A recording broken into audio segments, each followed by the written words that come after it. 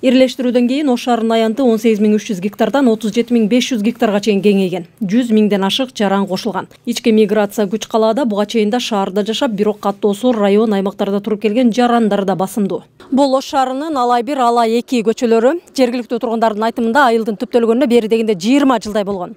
Ушул кезге чейин турак үйлөрүнө тийиштүү документтерди ала албай келишкен. 22-жылы гана президенттин атайын жарлыгы менен мунапстын негизинде кызыл китеп даярдоо аракеттери башталган экен. Алдыдагы боло турган шайлоодо аралыктан добуш берүү ыкмасы дал ушул тургундарга пайдасы тийүүчүдөй болуп турат. Аралыктан шайлоо мүмкүнчүлүгүн пайдалануу үчүн БШК жергиликтүү бийлик өкүлдөрү тарабынан түшүндүрүү иштери жүрүп жатат. Мен учетум Кожекелде. Эртеге атуулдук катары жака барып шайлап келем, шайлоочуларым ошо. Убара болбой могул жактан эле арызыңызды берип коюп эле аралыктан онлайн шайласаңыз болобу эле? Эми моунда кылсам деле болот, бирок убакыт жок. Өзүм Кожекеленден болом. Карасын Папандык. Кожекеленден болом. Бизге эч арыз барзан берген, биздин учетубуз ошол жакта, ошол жактан барып шайлайбыз. Бул жактан Оштон арыз берсеңер, Ошто эле убара болбой, Ошто эле шайлайт элеңер деген. Жок, ондай эч информация албадым мен. Ар бир атыл шайлаганга милдеттүү, барып катышыш керек.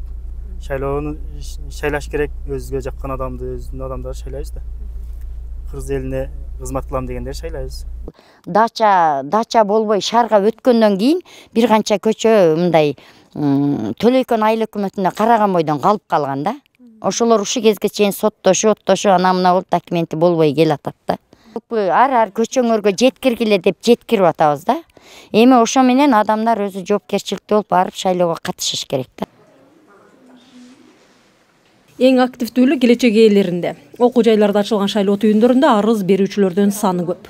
Ал эми Ошто туруктуу каттоосу жок жарандар үчүн кошумча пункттар ачылган. Калктуу конуштардагы шайлоо түйүндөрүнөн сырткары эң көп шайлоочусу бар, тагыраак айтканда окуу жайлардын ар бирине кошумча пункттар ачылды.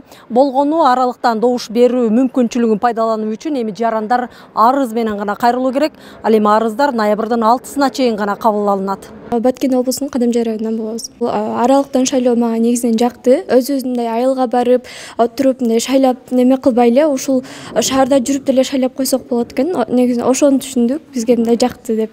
Мен Жалал Ата облус Базаркөл районунун тургуну болом. Мен ушу ОГПде, ОШМПда 1-курста окуйм. Анан мен биринчи жолу ушу шайлоого өзүм добушум берип жатам. Анан буга бизге өтө ыңгайлуу болду. Айылга барып отурбай эле ушул жерден эле аралыктан шайлап койсок болот.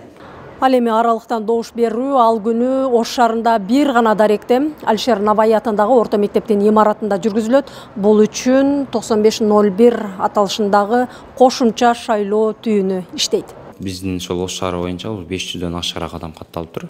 Теңки күн ушул эң акыркы күн. Келет ошол идентификацияны өтөт атайын. Идентификацияны өткөндөн кийин бул жактан мүчөлөр тарабынан бюллетень берилет. Ошол бюллетенден өзүнүн кайсыл талапкердигин тандап, өзүнүн тандоосун жүргүзөт. 236.050 болчу.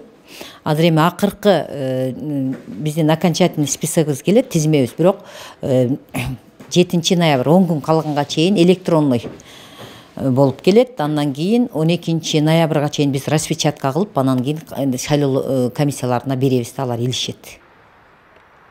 Жергиликтүү кеңештерге мөөнөтүнөн мурда шайлоо Ош шаарындагы 102 шайлоо участкасында өтөт. Шаардык кеңештеги 51 депутаттык орун үчүн 5 партиядан 203 талапкер катталды. Миргүл Бокошова, Нурдөөлөт Сантаев, Ала 24, Ош.